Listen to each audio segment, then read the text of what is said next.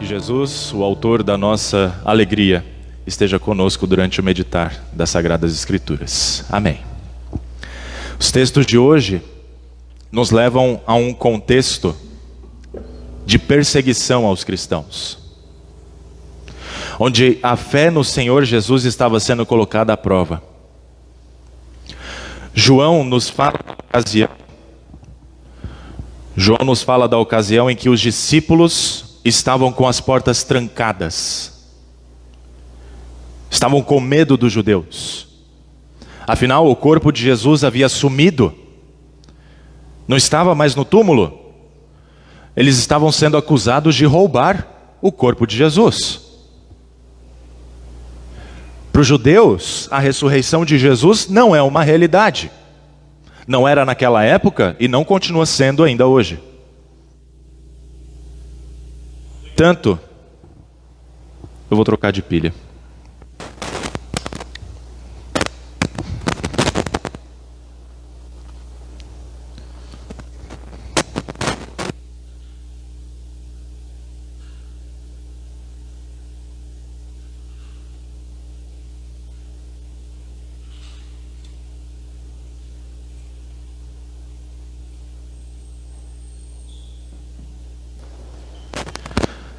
Melhor pegar a pilha nova do que ficar falhando, né, toda hora.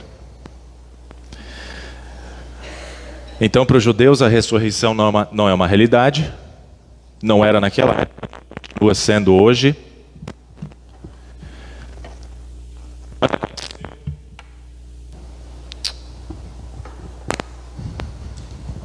Obrigado.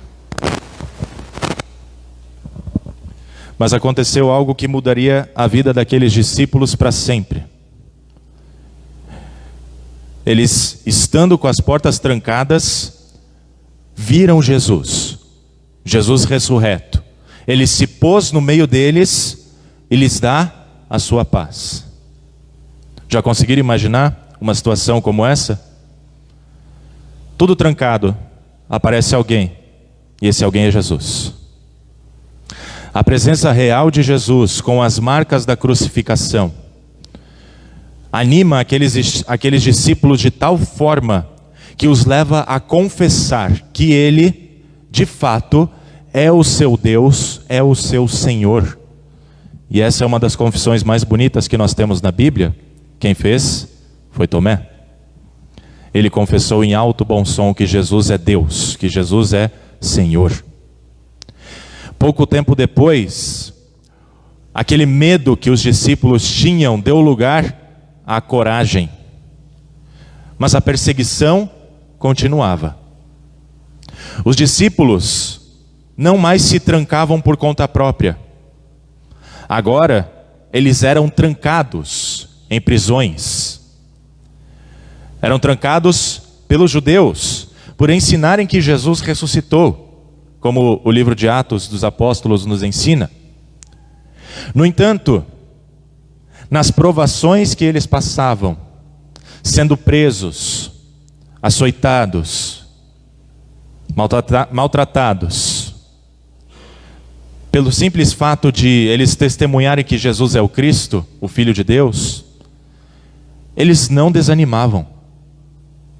Pelo contrário, eles ficavam muito alegres por terem sido considerados dignos de sofrer afrontas pelo nome de Jesus.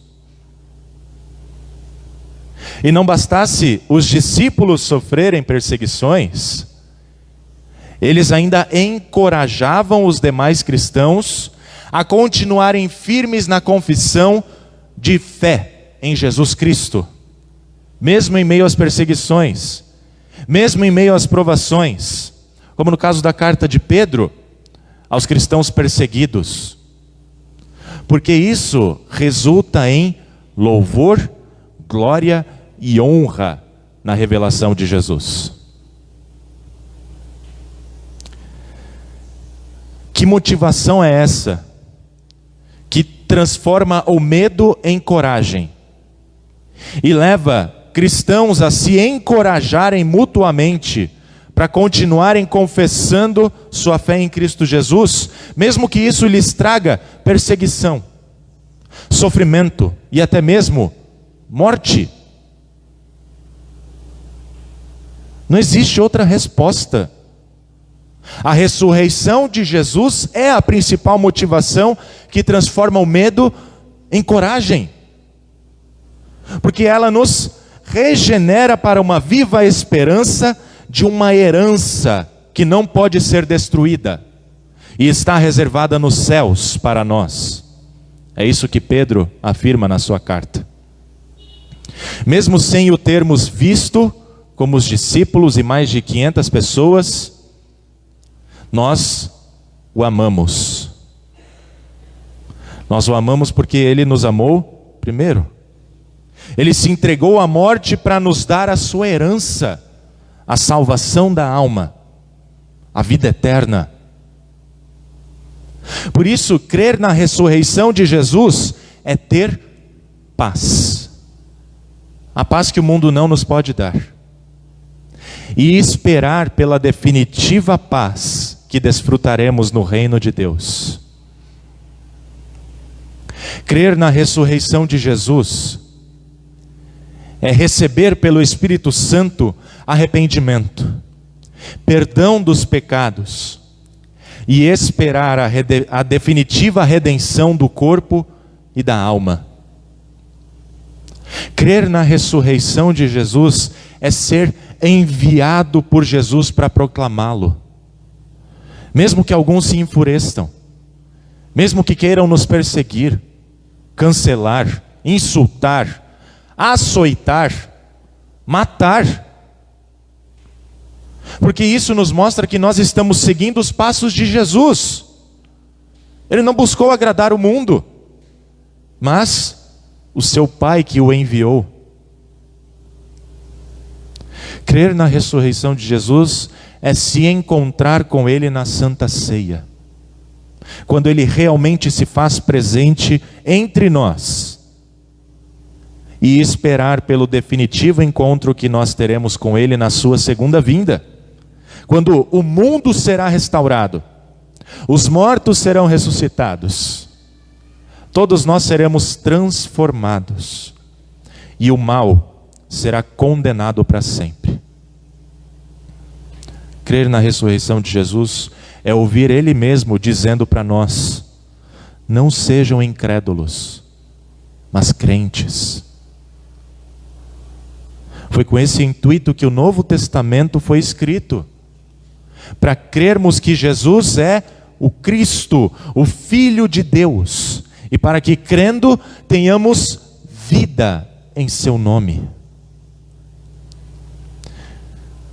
Isso nos enche de alegria, uma alegria indescritível, não dá para descrever, e é uma alegria que precisa ser compartilhada. Já viram alguém ficar alegre e não querer compartilhar a sua alegria com outros? É estranho, né? É por causa disso que nós compartilhamos a alegria que temos com os que conosco convivem, para que eles conheçam a viva esperança que nós temos e queiram se juntar a nós para o alvo da nossa fé, a salvação da alma, a redenção do corpo. Nós estamos passando por provações. Cada um aqui deve ter as suas próprias provações. Só que isso é um bom sinal, porque os sofrimentos produzem perseverança. A perseverança produz experiência, e a experiência produz esperança. E essa esperança não nos deixa decepcionados, porque o amor de Deus é derramado em nosso coração pelo Espírito Santo que nos foi dado. Romanos capítulo 5. Diante de tantas provações, provações que nos deixam entristecidos, é verdade, nós ainda podemos exultar com uma alegria indescritível. Afinal, As nossas provações são passageiras, mas a nossa herança é eterna. Porque o nosso Senhor e o nosso Deus, Jesus Cristo, está vivo para todos sempre e com Ele nós viveremos. Convido vocês a se colocarem de pé e juntos nós orarmos. Mesmo que aflitos, somos benditos só por sermos teus, Jesus.